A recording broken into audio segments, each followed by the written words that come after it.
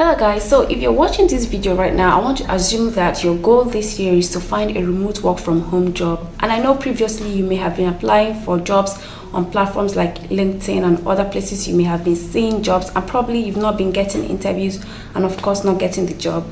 Now in this video, I'm going to show you a different way we're going to do things this year, because we can't be doing the same things that we've been doing previously, because obviously it's not working. Now the most important thing here you need is to get determined and of course be ready to plan yourself. Now previously you may have just been applying anywhere you see jobs. That has not been working for you. So this time around, you have to plan your job search and application. So by planning, it's not just about submitting your resume or writing cover letters and submitting wherever you see job openings. No, you have to be strategic right now, because to be honest, it is not easy and the competition is quite high. And the funny thing is, a lot of jobs that you see online are not really filled by people that just saw it and then they applied. They are mostly filled through recommendations that are usually done in-house. So that is why it is important for you to do the two things I'm going to mention here in this video. And those two things we're going to do here is something that you have to do strategically so that it will be able to work for you. So the first one is you have to put yourself in the faces of people that are possibly going to hire you, whether you're a freelancer or you're looking for a job, or even a business owner who is looking to make sales. This is definitely going to work for you. A typical example of what I mean is this lady here, Funka Akindele. She is the biggest filmmaker in Africa right now, with 4 of her movies grossing in the box office. Now she's not achieving this because she's the best filmmaker, in as much as she's good at what she does, but there's something she does that others don't do, and that is putting her movie in the faces of potential viewers.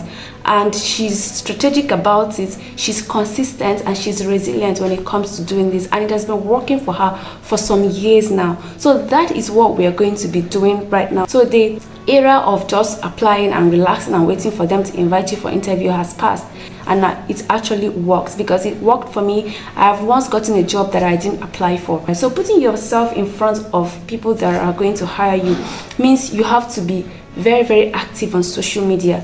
If you're just learning a skill, you have to document your journey on social media. Show your process. You don't know who is watching. Even if you're not getting any engagement, trust me, people are looking at you, even without engaging in your post. So the idea is to build your portfolio online, so that your resume might not really be enough. Like these days, they recommend just 1-page resume. That will not be enough for you to show what you can actually do. So your social media platform, all you need is just to use the link, and anybody that clicks it can see other things that you can do that your resume did not really cover. So that is the importance of what I'm telling you right now. So putting yourself in front of people that are going to hire you means you have to document your journey, your process, or document what you can do online. If you're a graphic designer, you post the jobs you have designed before. If you're a UX designer, the same thing. You post everything that you have done. If you're a writer, make sure that the content you're writing online is something that is mind-blowing, that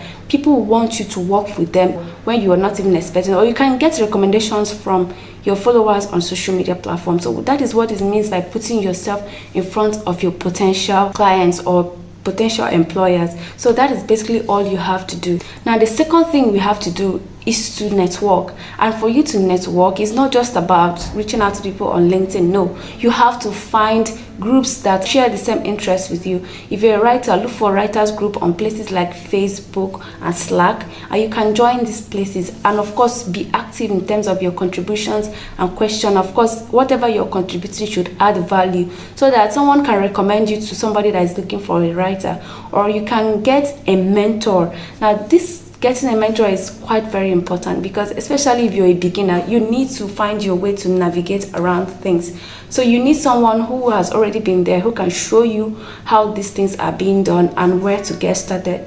Now, most times, if you get a mentor that is close around you, you might find it difficult, because nobody wants to have their competition around them. Like, they may not really be able to share with you everything you need to know. So there are platforms online where you can find mentors from different places. Like you can stay in Nigeria and find a mentor in the United States.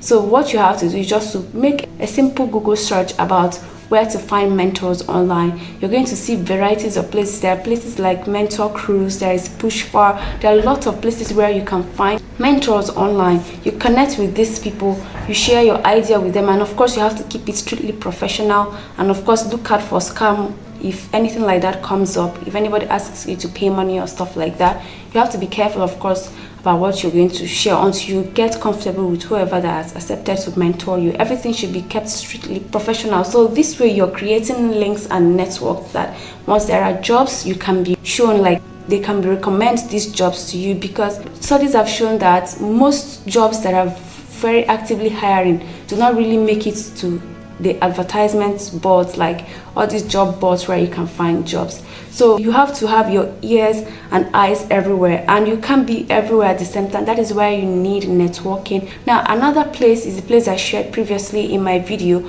and that is Meetup. Now this website is a place where people host events and meetings, so you don't really need to go out to attend these events. You just have to stay online, have your phone or your laptop, and then you can join the meeting. Like I mentioned in the previous video, you have to be ready to offer value in the meetings when you join them, and you have to be able to ask relevant questions. Get yourself noticed by the people, because these meetings are usually hosted by CEOs or managers of these companies, and once they notice you, then you know that if you're going to make your request or you are sending them a cold email, you're not going to be like a stranger, like they must have heard your name somewhere or they must have seen you somewhere. So that is basically how that works. You network with people. Now talking about cold email, that is another thing that can actually work, but let me show you a trick that will make it work even faster. Now if you have a company you're targeting to work for, or you have a client you're targeting to work for, I will advise you to follow them up on their social media platforms,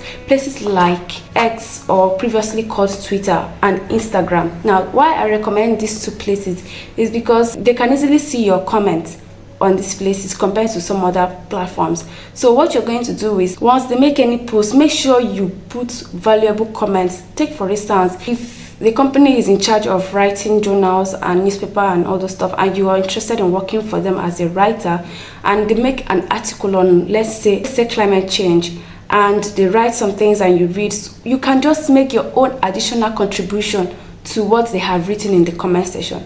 Now by doing this, you have attracted their attention, because they do read their comments and they're going to see that, oh, this person made a valuable point that we probably missed out in our article. So that is the way to get yourself noticed. Now another thing you have to do is to like their posts as well. You follow them up. So when you're sending your cold email to some of these places, you can't just give your email a random title. You can give the email a title that has relationship to their previous social media post, and in that post you can make your further contribution and make your own suggestion while you are acknowledging that what they have written in their post is very valid. Now the reason why you're doing this is just so you don't make them feel like they don't know what they're doing, or you know more than them, but you're just adding to what they have written, or making your own contribution. And in the end, you can pitch what you want to do. Like you can pitch your intention of sending that email, like you want to work for them, look at the value you can bring to them, they can check out other works you have done, stuff like that. Now when you do this and send this as a cold email, and because your title is related to what they wrote on social media, they will be forced to click to see what you're talking about.